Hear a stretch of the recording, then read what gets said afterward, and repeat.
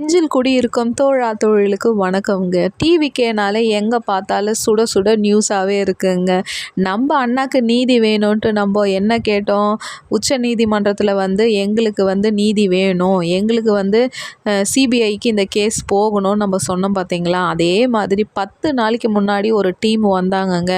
10 பேர் கொண்ட குழு என்ன பண்ணியிருக்கிறான்னு கேட்டால், அதில் இருந்த கரூரில் நடந்த ஒவ்வொரு இடத்துலையும் ஆய்வு பண்ணி எஃப்ஐஆர் காப்பி இன்னைக்கு பதிவு பண்ணியிருக்கிறாங்க. அதை இன்னைக்கு அதுதான் இன்னைக்கு வைரலாகவே இருக்குது.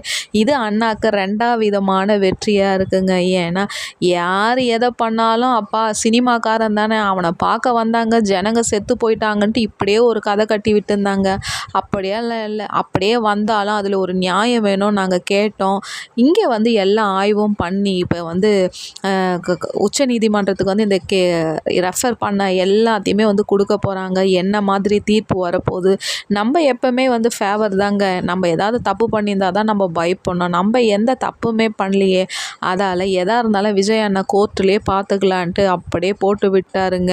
ஆனால் பார்க்குறவங்களுக்கு அப்படியே பார்க்கும் போதே பயமாக இருக்குது. என்னடா இந்த கேஸை முடிச்சு விட்டுடலான்னு பார்த்தோம், இது இவ்வளோ பெரிய விஸ்வரூபமாக வருதேன்னு பார்க்குறாரு. எங்கள் அண்ணன் சும்மாவே டான்ஸு சரியாக ஆடுவார். அதுவும் அவங்கள தீண்டிட்டா அவர் எப்படி ஆடுவார், தாம்னு ஆட போகிறாருங்க.